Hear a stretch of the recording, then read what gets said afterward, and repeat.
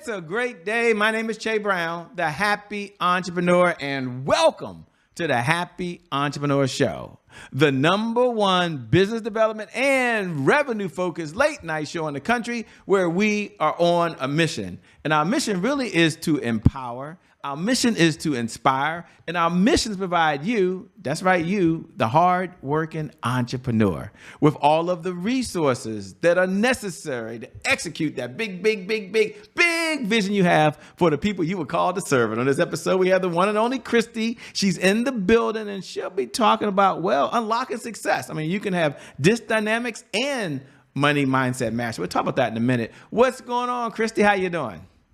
Che Brown, I'm so glad to be here with you, my friend. Thank you for the invite. It's awesome to spend some time with you. Thanks for being here, by the way, and I'm glad we got a chance to connect. That was really, really cool. And shout out to all you who are watching, by the way. You have a lot of choices, and we appreciate you being here with us. Without you, we don't have a show, so thanks for tuning in. Before we get started, let me ask the question that's probably the elephant in the room, and that is, here we are talking about money mindset mastery again, when I guess the question is, why are people struggling with money these days? I mean, they have apps on their phone. They can tell them what they're spending, how they're spending it. They've got ChatGPT or AI. They can line up what they should be doing. And they got all the free stuff and inspiration on YouTube. Yet today, people are still struggling to make the best decisions. What's holding people back these days? Jay, it's so much more than just knowledge, right? It's how do we apply it to our life and actually live life where we don't feel restricted and we have freedom and we enjoy what we work so hard for. So my name is Credit Kristi in the marketplace for a reason. And a lot of it has to do with our money mindset, our beliefs. Our beliefs are all inherited. There's not a thing that I believe in my life that came originally from me. It was through experience. It was caught, not necessarily taught. I don't know about you, but my parents didn't sit me down and teach me about money, teach me about credit. I remember getting my first paycheck and I was like, who is FICA and why is she taking so much of my money? I didn't know that my take-home pay was going to be so affected by taxes. Nobody warned me, right? And so everything that I believe has been inherited. And if we hold on to those beliefs, that's what's going to keep us stuck. I have the great honor of teaching finance and money and credit to some of the individuals in our community that have never been taught anything. So I get to go into some of these nonprofits that are pouring into other people and teach financial literacy. I don't call it financial literacy. I don't think that's a very empowering statement. But what I do get to share with them, and I always start off this way, we believe what we believe because we were told from the people we trust, right? My caretakers may have told me about Santa Claus, right? But that doesn't mean that that was true. It was in that moment, in that season, it helped me in that moment. So when it comes to money, we are usually taught by people who are still trying to figure it out today. And if we hold on to those beliefs, we're going to find ourselves stuck, just like perhaps they were. It's so interesting to me how much generationally is just handed down in a lot of our behaviors, a lot of everything, even outside of money. But when I go in and I teach, I ask them for the gift and permission of just letting go for one moment what you believe to be true about credit, about money, about any of that. And let's just see if there's something that's a little bit more empowering or might fit better for your life to where you're at right now. And if it does fit better, you can own it. If not, you can go right back to the beliefs that you had from the beginning. I love the thought of our net worth will increase when our self-worth increases. And I think a big part of our self-worth increasing is really living under empowering words and empowering actions that aren't necessarily somebody else's beliefs or what was demonstrated for us. I think my parents had the best intentions, and what they modeled for me was a mindset of scarcity. My father was born in 1935. It was right on the heels of the Great Depression. His family barely had food and clothing, and it wasn't intentional that he taught that to his children. but the mindset was there. And it wasn't until I came to a place in my life personally where I had 4 maxed out credit cards, maxed. I had to go and get a new credit card to get a cash advance so I could make the minimum payments on the other credit cards. I had a car payment I could barely keep up with. And I remember going to dinner for one of my girlfriend's milestone birthdays. And I had to lie to my girlfriends about what I was ordering for dinner. I think I said something along the lines of, I had a late lunch or a big lunch. And so that's why I was ordering an appetizer. I was ordering an appetizer because I was terrified that if I put anything else on my credit card that night, I would get declined. And the server would say, is there another way to pay? And I knew I couldn't keep living like this, but I was making good money. How come there was more month than money? And I really learned it was all a matter of my belief system. So it's not just understanding. Like, I know how to lose weight, right? I know having physical fitness and eating well is going to help me be at a healthy weight. But knowledge isn't enough. It's really our deeper beliefs about money. And I had a scarcity mindset that kept me from believing that I could earn more, that I could save more, and that I could have more. I love it when you say beliefs are not enough. And that's a perfect segue. She was give us a little bit of her backstory. And I know some of you were curious about that. Like, who is this person, Shay? I didn't read her bio. I have no idea who's talking to me. Don't worry. I'll tell a little bit about myself a little more in a minute. But first, they're saying DISC. And they're saying, okay, Shay, DISC dynamics, DISC. I'm not even sure what it is. I'm not even sure why it's important right now. And I'm cooking in the kitchen. Thank you for listening, by the way. Someone right now might be on an airplane listening to their AirPods. We appreciate you. So can you slow down for a moment, and then we'll speed back up and talk about what is DISC and why that's so important to their behavior, to how they're handling their money, and why they have the lifestyle they have now. I know there's a lot, ladies and gentlemen, but don't worry. She can handle it. I love it. So money and DISC are on 2 different sides of the spectrum. We're not necessarily smushing them together in conversation, but they might be 2 sides to a coin. How about if we phrase it that way? So I was first introduced to DISC, which is really a personality-based strategies, and not with the intention of putting people into buckets, right? I don't want to put a broad paintbrush about somebody and say, this is who you are, because we are each wonderfully and fearfully made. We are all very, very unique. However, we have some default ways of being, how we perceive the world, how we show up in the world. And I've also learned in 10 years of marriage that we all go through time and space at a different pace. I'm usually 14 steps ahead of my husband. We just experience life at a different pace. It's quite interesting. But when I started learning about different personality defaults, so we've got the very driven type of person. A lot of times they're the CEOs, the leaders of organizations. They're quick decision makers. They need to trust you before they can like you. They need to talk in bullet points. And they are usually 3 decisions ahead of you because they've got a fully packed schedule.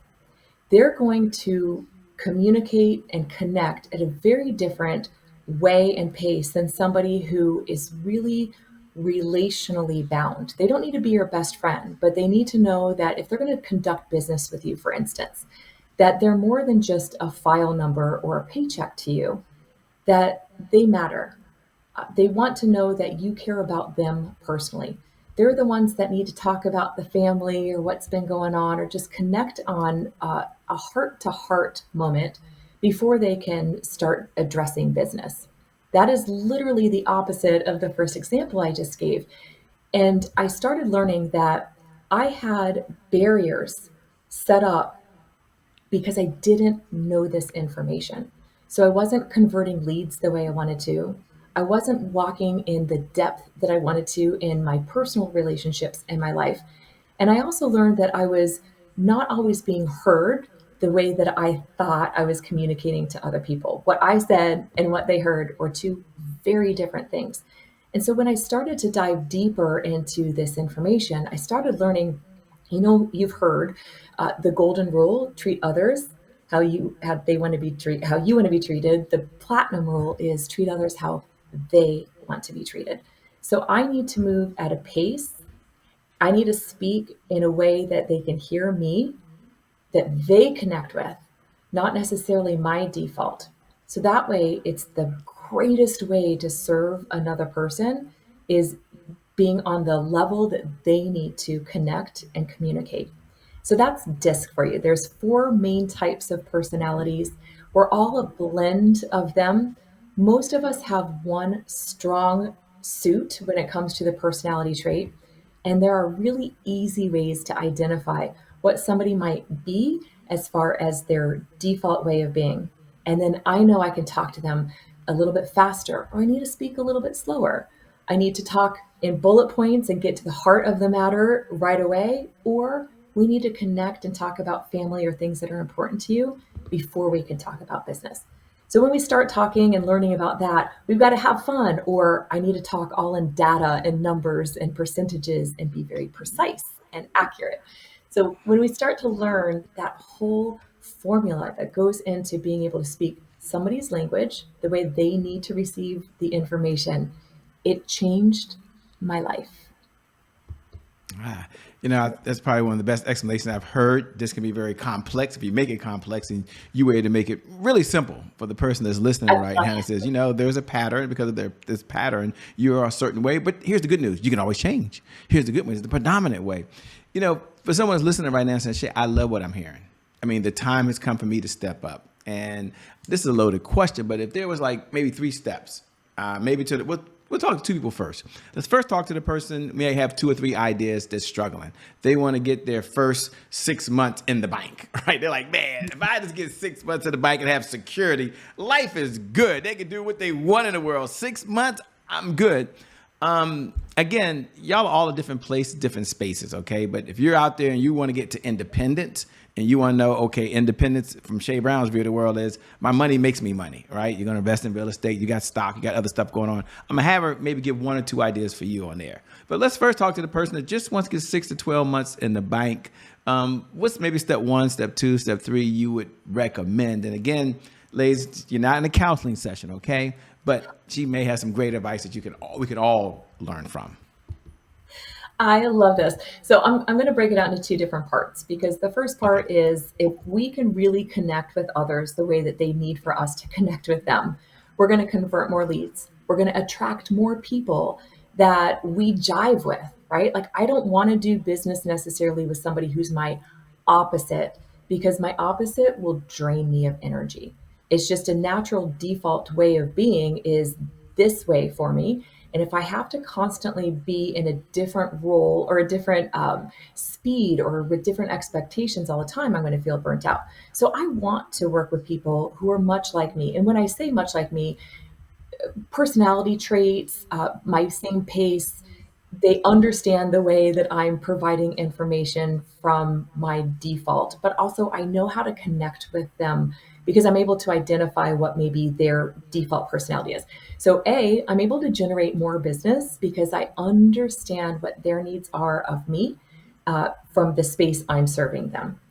And then now, if I'm bringing in more business, how the heck do I get that money in the bank and have it stay there? I don't know about you, but every time I have a big closing, I've got some extra money coming in. Sometimes I feel assaulted by some unknown or unforeseen bills that are coming my way, right? Oh, I wasn't expecting the car to break down. I wasn't expecting this medical bill that I forgot about that thing that happened 8 months ago. Like, there's always some surprise around the corner. And so if we can be prepared for the unexpected, at least we've got a leg up from most people. What I have found is the majority of Americans are servicing so much debt that money is going towards making payments on things we've already purchased and we're already using, that we can't use it for future goods. For example, most people that carry a credit card balance right now have balances to the tune of tens of thousands of dollars. And it's unfortunate, but where a lot of people are at the moment. So we've got tens of thousands of dollars in credit card debt. It might be because of some of those unforeseen things. It might be because you're starting your business and you've got to invest those funds for this thing that you're trying to launch. But take into consideration that most people don't follow a written budget. For most people, a budget feels like a naughty four-letter word. It sure did for me. And it felt really constricting. So let's try this on for a moment. Why would somebody follow a budget? Most people follow a budget or have to start a budget because they found themselves broke as a joke and there's no other choice in the moment. It's their last resort. If it winds up being your last resort, then it feels like you're at the bottom of the barrel, right? You dug a hole so deep that if you keep going, it's going to be your grave. So now we've got to look up. A budget feels restricting in that fact because it feels like this is the thing at the end of the rope. If we can rephrase what that looks like and feels like, then we can make this a powerful tool rather than a last resort kind of feeling. So imagine you are the CEO of a Fortune 500 business and you've hired or surrounded yourself with people that are going to run that business and you're delegating certain parts of it, right? You've got a marketing director, you've got a sales director, you have a finance director, right? So this finance director needs to follow a budget allotment to keep it inside, to keep your lights on, right? So how much is going towards the marketing? How much is going towards the people on staff, sales, all of those things? A budget could be much like that, that you're overseeing the financial responsibility of what has been delegated to you. So if we try to look at it from that powerful place, rather than what could feel like the noose at the end of a rope, that just feels so constricting, that helps us be able to reposition the space or the perspective in which we're coming towards a budget with. A budget is the most effective tool that you can get out from underneath your debt because you can actually see where your money is going. So if anybody feels really gross or yucky about a budget, I would encourage you to have one for your personal life and definitely have one for your business life. That was the number one tool that helped me get out of debt because now I could reallocate some of the things that were just easy for me in the moment. It was convenient, right? Like I was picking up things instead of making things at home because it was faster and it was easier. Well, it was also more expensive. And there were some things that I could cut out of my life without it affecting the quality of my life. So in that moment in time, do I need to have my nails done? Could I color my hair at home as opposed to going to the salon? Could I meal prep on Sundays rather than grabbing something in the car on the ride because I've got the busiest day ahead of me? So if we start doing those things where we can see these little things that we can cut, and I don't know about anybody else, I can do anything in small bursts. So if I said to myself, this is only for 2 months, this is only for 6 months, it's not forever, then it gave me permission to be able to reallocate that money, get out from underneath that debt. And that's where you can have your money start working for you. Money compounds. It's either compounding against you in the form of interest charges, or it's compounding for you in what you earn in interest, whether it's in an investment or just sitting in a money market or some kind of, cash investment account. We get to choose. Are we paying it or are we receiving it? But it's a matter of doing the hard work up front, which is putting together that budget and following it. Putting together a budget and following it, you laid out the case on both sides. I mean, that was spot on, by the way. And I believe as you was talking about that, it's a good segue to a segment that we have here called Today is My January 1st. Now, for those folks who tune in every night at 11 p.m. Eastern Standard Time, you already know what we're about to do. In fact, you can go ahead and say those magical words. Today is my January 1st. Happy New Year to you. I know that feels good. That feels good, doesn't it? And for all the other folks who are tuning in for the very first time, welcome to the Happy Entrepreneur Show. We're happy you're part of the family. Thanks for tuning in. Today is my January 1st is our personal mantra here. It represents a fresh start. It represents a do-over. It means our past, no matter how dark and gloomy that past is back there, or for some how bright and sunny that past is back there, the past no longer really equals the future. And so my question on the other side for the one and only Kristi is this. Was there ever a time when you hear those words first, today is my January 1st, what do you hear? And then number two, was there a setback you had in your life? Maybe your life's been perfect. You gave a few. And how did you bounce back from it? I think setbacks are the most amazing gift that God could give us. It's a reminder that we have a lot to learn. And through what we learn, we get to share and help other people. I have the greatest gift of being able to learn lessons the hard way. I don't know if anybody understands that, or if you had amazing mentors come along in your life and teach you and you always followed it, right? I've always been, most of my life, that person that would hear great advice, try it out my own way, fail miserably, and wait for the scars on my face to heal, wash off the dirt, and then follow somebody's advice that they'd given me at the very start. I don't know why that's the way I learn. I don't know if that's because I'm from a big family and I had big brothers that like bossed me around. I'm like, I'll show you, you're not the boss of me.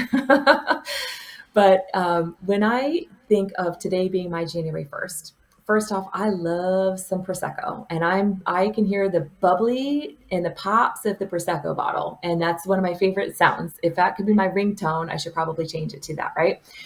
There's something fresh and exciting and fun about a champagne or Prosecco bottle popping open. It usually, for me, signifies celebration. So what am I celebrating? I am celebrating the fact that where I'm at in my life at this point, I can actually look and reflect. So for me in the past, reflection used to be looking in the mirror, looking in that rearview mirror, however you want to look at that as a visual for you. And what it was a magnifying glass for every mistake that I made in that moment. And I would sit there and shame myself over and over and over again for what I did and when I did it. Rather than saying, you know what, Kristi, that was the best decision you could have made with what you had and what you knew.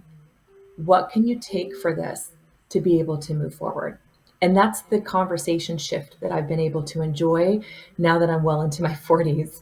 I don't have to look back and then just shame myself for the way I handled it, which obviously was not a good way. Instead, I can now say, all right, there's something to be uncovered here. And I've got to push my fragile little ego out of the way and say, what did I miss? Where was my blind spot? How can I grow? And a lot of times, if I can share that stumble or that hurt with somebody else, much like you, somebody else who's out there in the world, connecting with amazing people, seeking the information, looking for the mentors, looking for those people who can be the really effective voice in our life. Now I can get introductions to a perspective, a way of thinking, or a way of doing that wasn't in my realm before. So I can't tell you how many times I've fallen on my face and learned the lesson the hard way. What January 1st means for me is I don't have to cry about the things I did in the past. I also don't have to keep reliving the pain that my mistakes had created in that moment. I could say, thank you for the lessons you gave, and then I can release that and let that go. I think for too many years, I held on to who I was or who I thought I was, rather than being focused on who I was becoming and who I wanted to be in this world.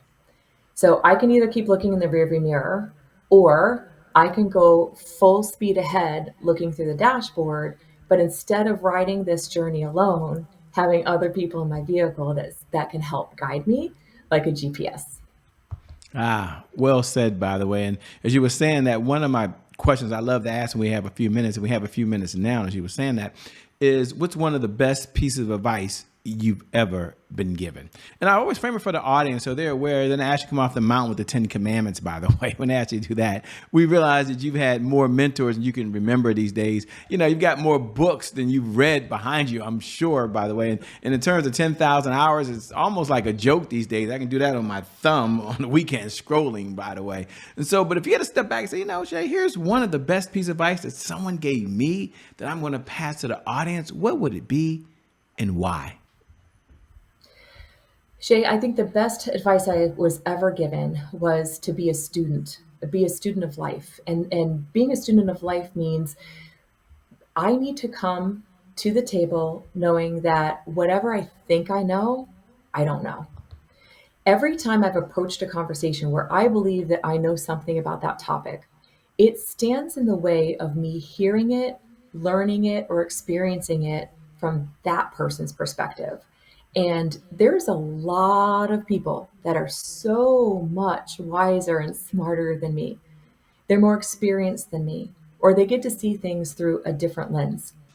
You know, reality doesn't actually exist.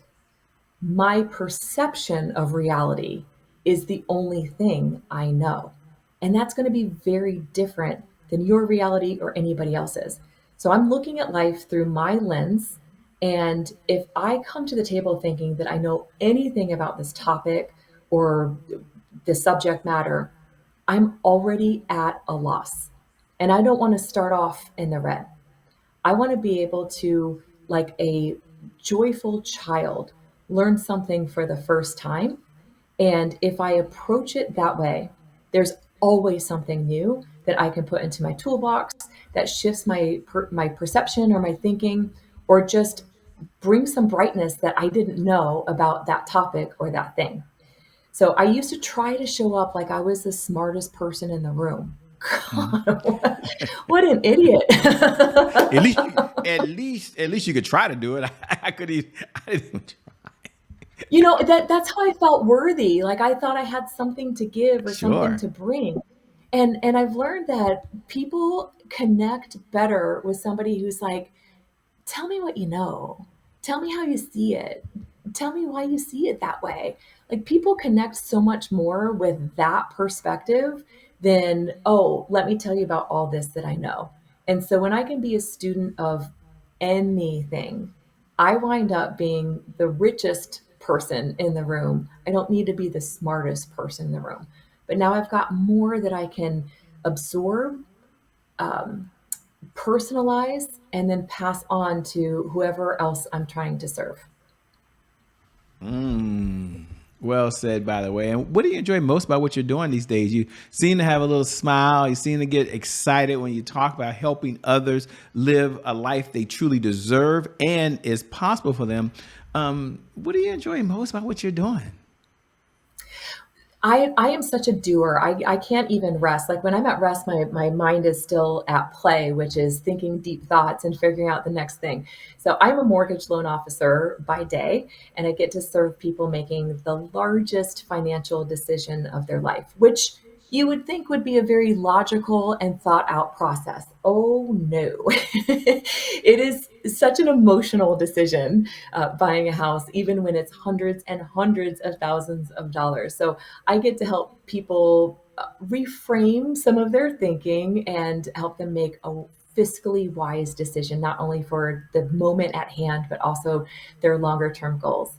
And I am a credit geek. I don't know why I stumbled into credit and why it became such a big thing to me.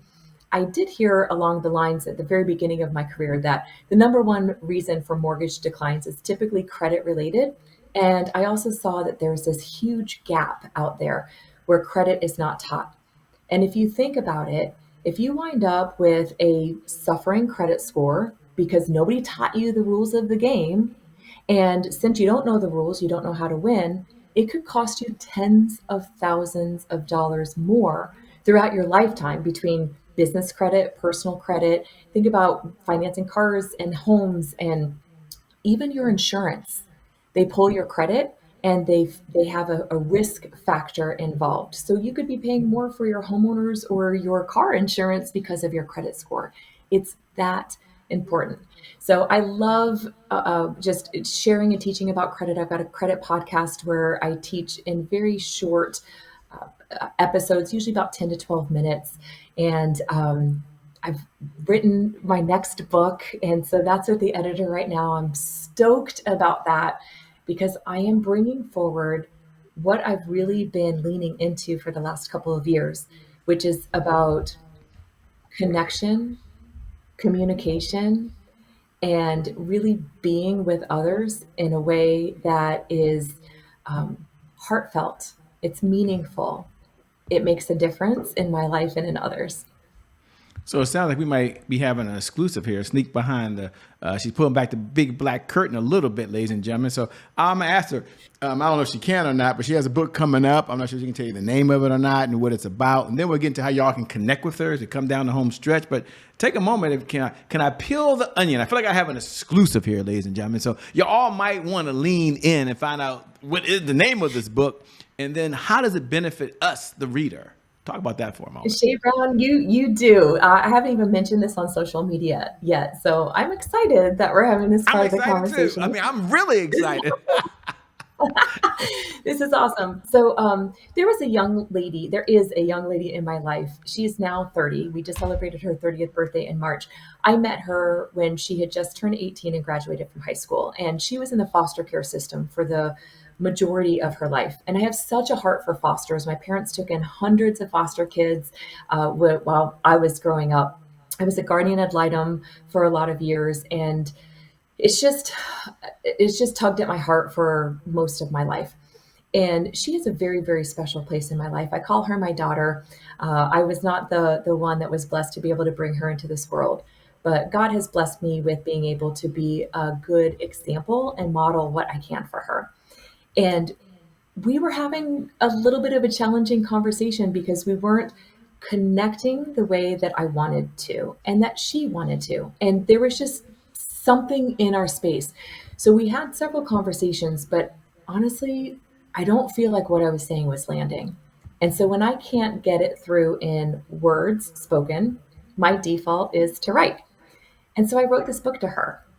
And the more it was unfolding, the more I was realizing this shouldn't just be for her. I think that this could be for anybody who is really wanting to get deeper into relationships, who maybe has found themselves a little bit guarded because they gave trust to somebody who didn't do a good job with that gift of their trust. Somebody who maybe spent more time in devices and on video games growing up that they didn't really get involved with how to have a conversation with an adult or an employer, or gosh, in my case, somebody who is relying on me to be a good example in this world. And I felt like I was failing her because I couldn't find the words to be that good example and to help her through it. So the first couple of chapters is really about loving ourselves because we can't love others unless we love ourselves. I heard a pastor say, Shay, one time that, the Bible calls us to love our neighbor the way we love ourselves. But if we don't love ourselves, how can we love others? And that punched me in the face because I know for a lot of years in my own life, I was resisting who I am. And I was walking around like I was part of a masquerade party, wearing this mask that I was hopeful you would accept me as, because I was so terrified to show you who I truly was, in fear of you not accepting who I am. Rejection is the deepest hurt, I think. And it really starts unfolding into, God made you the way that you are for a reason. The world needs you exactly as you are. And if there's parts of you or experiences of you that you'd like to improve upon or change, then let's have a goal to be who we want to become. Who are we becoming? And it's kind of like that caterpillar, morphing into the butterfly. The natural instinct might have been like, holy smokes, what's happening right now? But if it's meant to be, you can't resist it. It's going to happen, and it's going to feel like your walls are closing in, and it's going to feel like you are getting pulverized into smush. And it's going to feel like you're dark and you're lonely. And guess what? For a moment in the Mm-hmm. season, you might be, but the view is so much better on the other side. So the book is called Peopling. Much like adulting, I think that we all need a little bit of direction. I feel like a 4-year-old wrapped inside of a 48-year-old's body. I just have an aging body and bigger problems than what I had when I was 4. Sometimes I want to have tantrums, and sometimes I don't know how to express myself, and sometimes I'm really tired and all I want to do is take a nap. I think that that inner child inside of us just needs a little bit of guidance. And so I got to pour onto paper what others had poured into me. So I'm super excited to share it with the world. I love it, by the way. That is so amazing. So as we come down the home stretch, two-part questions. I appreciate you being here. And I know you can always make more money, but you can't make more time. So you're giving us the most precious resource you have right now, which is your time. Two-part question. Number one, what type of clients are you looking to work with these days, if any? I'm not sure if your firm's taking on any clients. And number two, how can folks connect with you? How can they stay in this conversation? How can they follow you? Where should they go over and beyond the time that you and I have right now? Awesome, Shay. I appreciate that. I've got a number of different ways that we can connect, but let me answer your first question. For mortgages, I am licensed in the state of Florida. I can help with some loan types throughout the entire country. And even if you're just looking for good, trusted information to help guide you to where you need to be, and then you work with your loan officer in your hometown. I've got a couple of YouTube channels out there, all for it. I wrote a book on Amazon for first-time home buyers. So whether it's you, the listener, or somebody in your life, there's a book, and you can just Google my name, Kristi Nowrouzi, in Amazon. I've also got my second book, which is called Finish Financially Free. And that's really breaking those strongholds of those beliefs that we had, where if we can increase like really elevate what we believe to be true about money, but also what we're capable of doing and having and giving, it really changes our life. And then what to do with the money that we earn so that we can finish financially free. So those books are available. Peopling will also be on Amazon within the next couple of months. And I'm always looking to connect with amazing people. So whether it's money, credit, financing a home, or even diving deeper into DISC for your own organization, where I can help you with connecting as a team, speaking to others the way that they need to hear you so that you can actually be heard. You could go to KristiNowrouzi.com and send me a little message. There's a contact us at the bottom of the page. Talk to me about what you would like to connect on. Give me your email address, and let's set up a few minutes to connect, to find out how I might be able to serve you, and would appreciate the opportunity. Wonderful. Let me say thank you so much for being on the Happy Entrepreneur Show. Like I said, we got a chance to meet, got a chance to even break bread together. Looking forward to connecting with you again soon. Thank you so much for being here. Thank you, Shay. Appreciate you. And thank you. Thank you to viewers for tuning in because, without you, we don't have a show. And you have a lot of choices to make, and you choose to be with us. And I never get tired of reminding you, every night at 11 p.m. Eastern Standard Time, no matter what's going on in your life, by the way, whether you're doing really, really well, you're going to that next level of success, or life's hit you with the punch that you never saw coming. The one thing I do believe is that today is your January 1st. And because of just that one reason alone, I believe your best is yet to come. Your best is yet to come. Your best is yet to come. With that being said, my name, by the way, is Shay Brown, the Happy Entrepreneur. Make it a great day, everyone, and we'll make some good things out. We connect again next time. Peace, everybody. We out of here. We'll see you on the other side. Bye-bye for now. Peace.